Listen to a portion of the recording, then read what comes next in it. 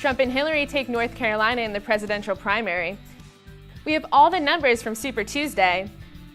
Greenville welcomes artists for Spaz Fest. And ECU baseball raises awareness for ALS. Thank you for tuning into today's webcast. I'm Andy Caruso. Record numbers of North Carolinians voted Tuesday. Donald Trump took the Republican presidential primary in the state, and Hillary Clinton took the Democratic.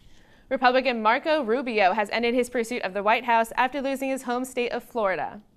Current Governor Pat McCrory won the Republican primary for governor, and Attorney General Roy Cooper won the Democratic. More than 65% of voters approved a bond that would bring upgrades and renovations to community colleges, state parks, and water and sewer to the state.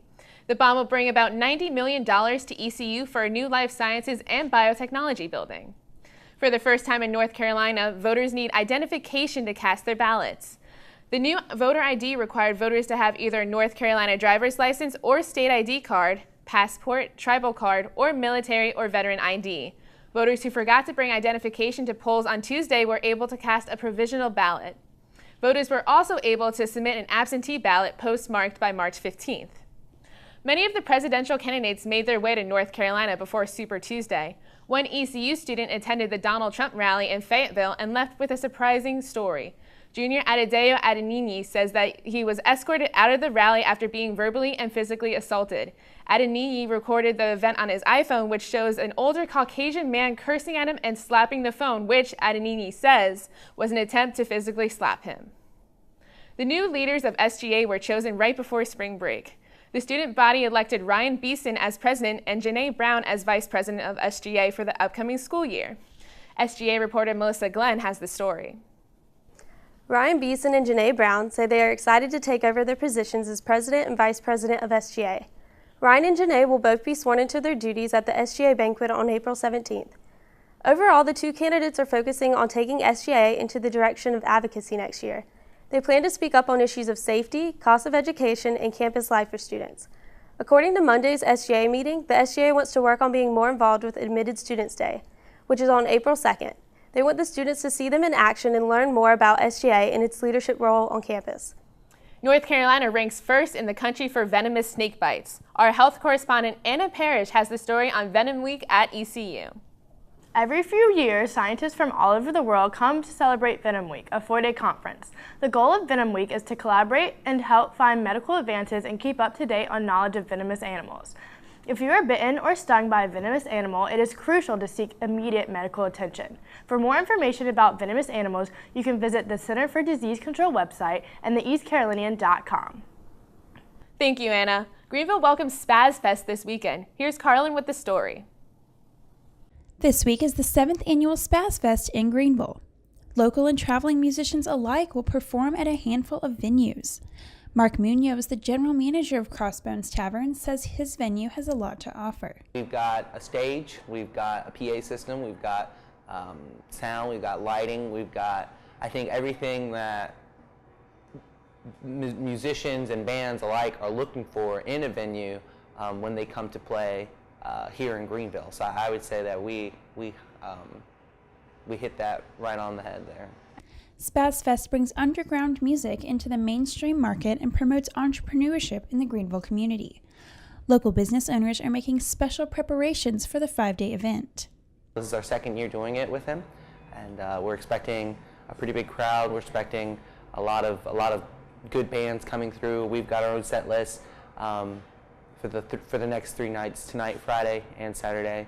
And then other venues as well have collaborated with him, such as the Black and Kraken, Trollingwood, the new Trollingwood Brewery, Crave.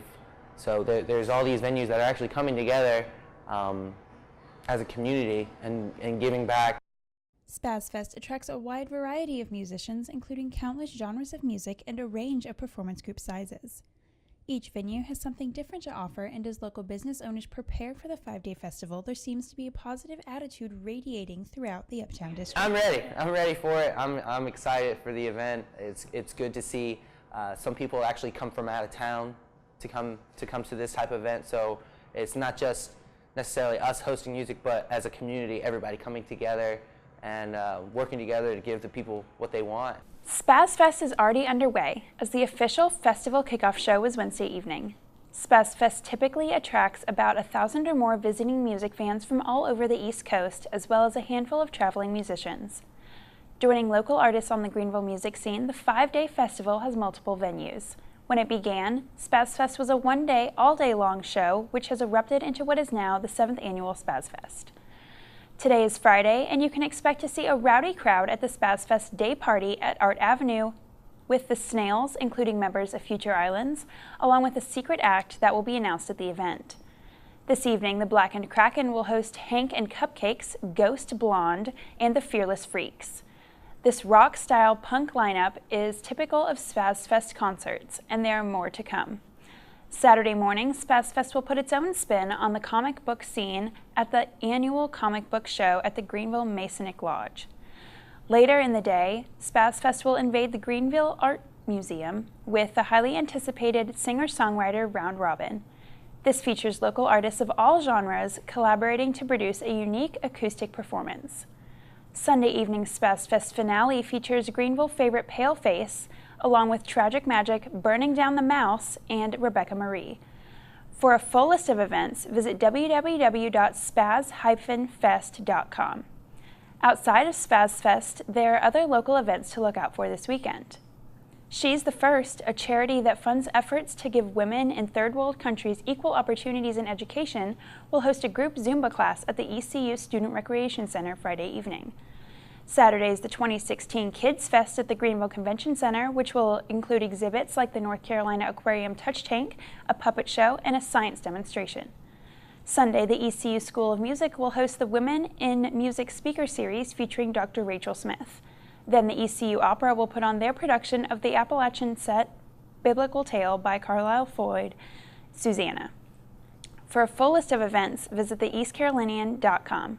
Kai, how are ECU sports looking this week? Carlin, we ballin' like it's March Madness. Except there is none in Greenville, so instead of bracket talk, we talk diamonds. We start off with softball, who competed all spring break and finished 6-5 over that time period. They play Radford on Wednesday night, of course, when we record, so stay looking at the East Carolinian newspaper and website. The Pirates will also be on the road this weekend and on Tuesday as they travel to play the Wolfpack. Now, before we talk about baseball, we're going to talk about a great cause that baseball is playing for this month. Our Simone Berry has a story. Mustache Madness has arrived to Pirate Nation as the ECU Pirate baseball team decided to grow out their mustaches for the month of March in honor of late coach Keith LeClaire and also to raise awareness for ALS. And he's no longer with us, but the people that he touched, the players that he touched within this program, just a tremendous asset to us. Coach LeClaire had the second most wins in ECU baseball history. ALS, also known as Lou Gehrig's disease, claimed his life in 2006.